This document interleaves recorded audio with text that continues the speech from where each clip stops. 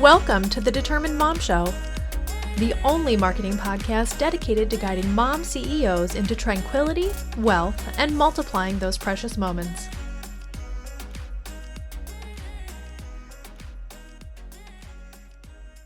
Hello, and welcome to episode number 31 of the Determined Mom Show. Thank you so much for listening. I truly appreciate the support of all of you mom business owners. I've been getting some great feedback lately on some of the episodes, and if you ever have something that you would like to have covered on the Determined Mom Show, I would love for you to reach out to me. You can reach out to me on Facebook, send me a message. You can email me at amanda@thedeterminedmom.com, and I would love to hear your feedback. So today we are going to talk about how to spot a bad client before it is too late. I have had in 2019 two clients that were very high ticket clients that I actually had to let go. I kind of had to break up with them.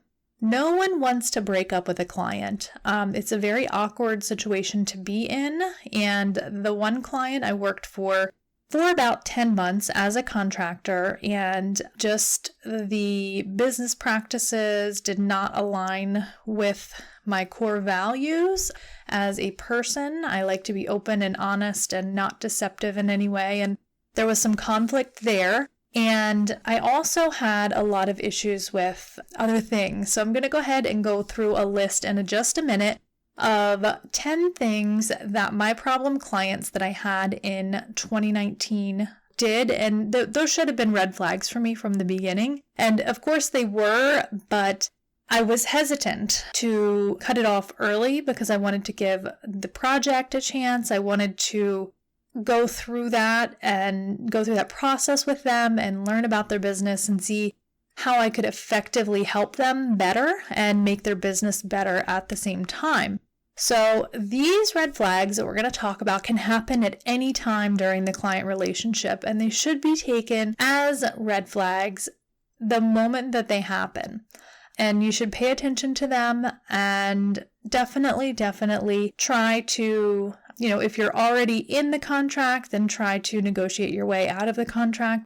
It just happens to everyone. It's just something, it's almost like it's just a natural occurrence. And I know everybody listening has had this happen to them at some point in time. So I'm going to go ahead and go through the ones that I have experienced. And these two clients happen to have a lot in common as far as all of these red flags. So I think there's a pattern there. I'm going to go ahead and say I think there's a pattern.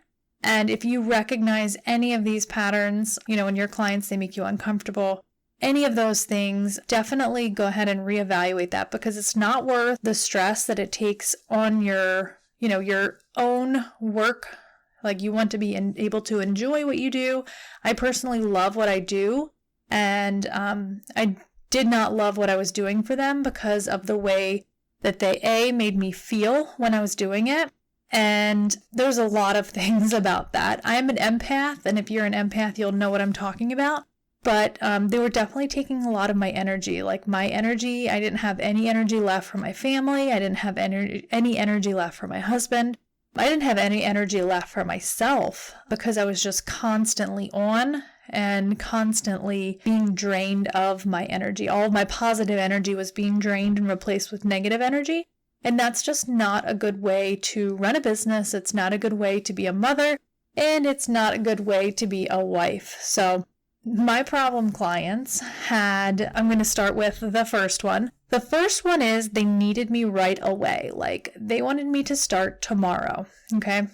And whenever someone is in one of those situations, they're not taking the time to evaluate if you're a good fit for their business. They're just in a pinch. They're in a bind.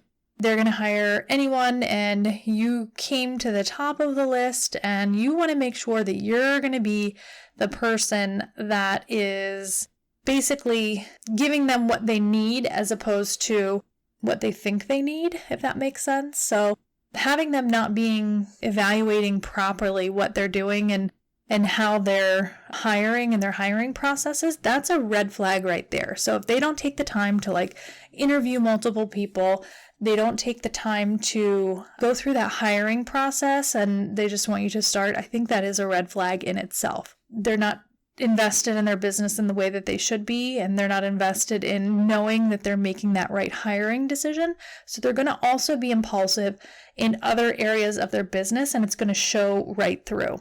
So the second thing is they contacted me too often. So I always set boundaries in the beginning with my clients of, okay, I'm going to be available during this time, and this is the way that we're going to communicate, this communication method. And if they still cross those boundaries, if they're still calling you, texting you, emailing you, or anything outside of those communication channels that you agreed upon in the beginning and outside of those hours, that's also an issue. You don't want to allow them to do that and allow them to continue to do that. My first client, I'm so guilty of that. I allowed him to definitely contact me outside of hours. And I also was taking phone calls and making phone calls for him. So I would get phone calls at like 8 o'clock at night from his clients. And it was just not a good process. So that was a hard thing for me to learn. And I no longer take clients that I have to make any type of phone calls for. I learned that the hard way as well. But, all of these things are learning curves. I take them and I learn from them, and I hope that you do the same and you don't beat yourself up over them.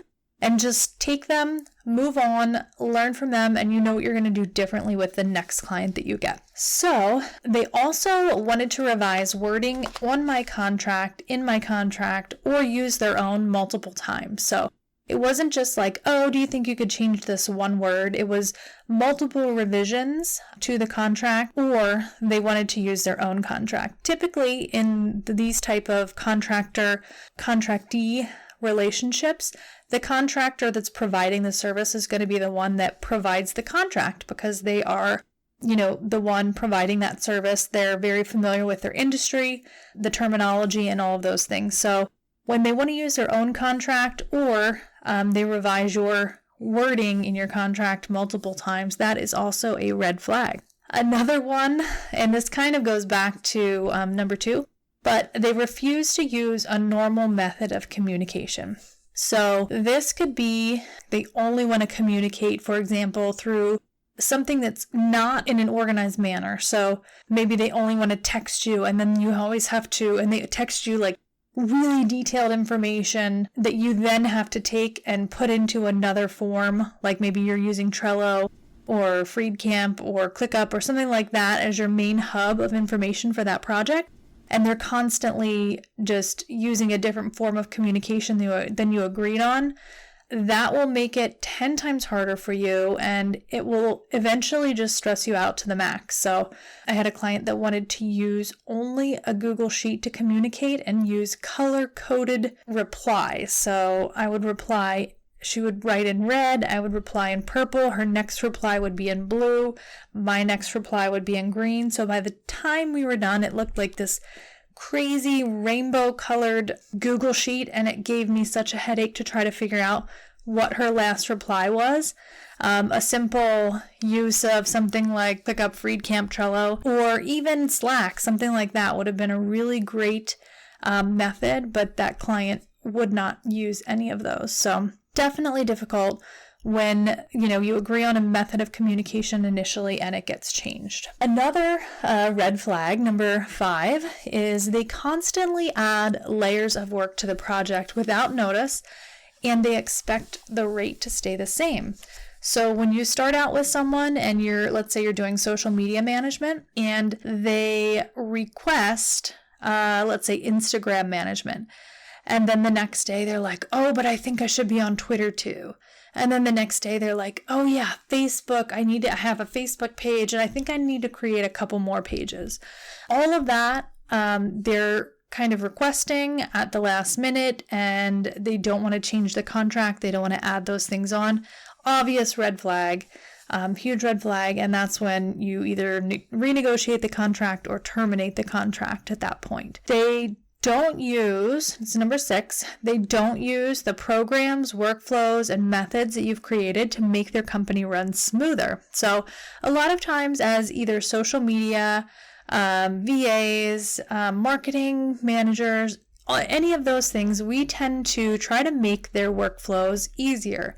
We try to make automations. We try to make things so then that way they don't have to go out of their way to, do something or do a process or create a process. And they agree to use these things after we create the workflow or program or method, but they refuse to use them, going forward. You'll talk to them and say, hey, do you think you could, use this because this is the method that we agreed upon and that we set up for you? And they'll say, yes, I'm going to use it. I'm going to start today. And then the next time you look, they haven't used it. They haven't entered that client information. And that automation is just costing them money because then you're doing double the work or triple the work, or they're doing double the work. Any of those things are just not going to work. And it's going to make bad energy, more tension, all of those things in your client relationship. Number 7 is they have unrealistic expectations even after those expectations are clearly lined out in the initial meetings. If you sit down with them at the beginning and talk about what your expectations are of them, what their expectations should be of you, of the work that you're doing, you can expect this amount of increase in engagement. This is what our target is. You can expect this amount of increase in site visits, whatever your project is. If they have unrealistic expectations, even after those expectations are clearly outlined, that their expectations are above and beyond what you had initially agreed on, that is also a huge red flag. So that means that they're never going to be satisfied with what you do, no matter what, and you would probably be better cutting your losses at the beginning of that relationship rather than several months down the line. Another one is that they don't respect your hours of operation. And I kind of also touched on this earlier with the, refusing to use a normal method of communication and that they contacted me too often. But refusing to, especially for mom business owners, it's really important that we have those hours that we have dedicated to our families and, dedicated to activities and things like that. And we can't be answering phone calls or urgent messages and things like that in those hours that we're off. So if they don't respect your hours of operation, especially from the very beginning, that is a huge red flag. The 9th one is that they speak poorly of former employees or contractors that work for them.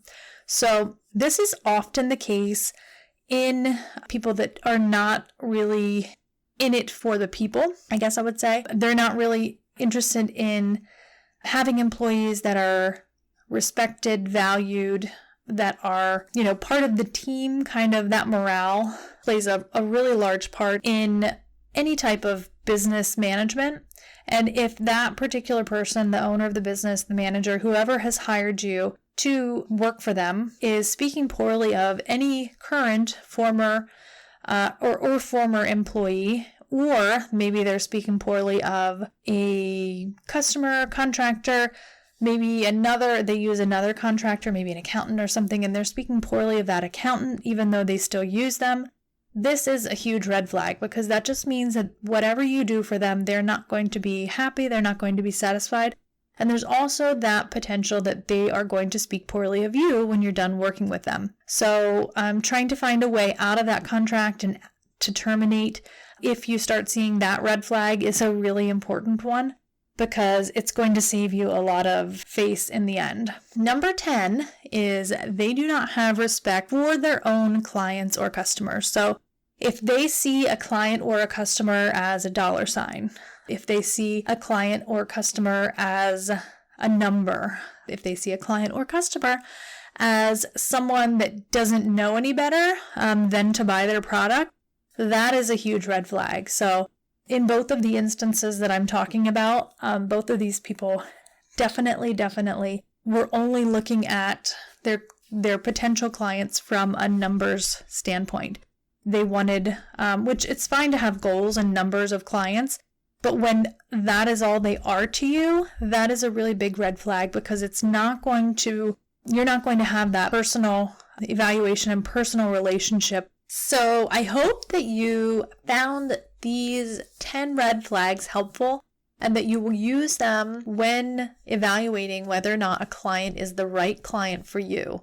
Just because someone is offering you money to do something doesn't necessarily mean that you should be doing it. I think that's something, especially when we start out, and this is something that I'm definitely guilty of, is, money is money, and it is not, in reality, always money. Money is energy, I should say. And if that money is bringing you negative energy, it is not worth your time.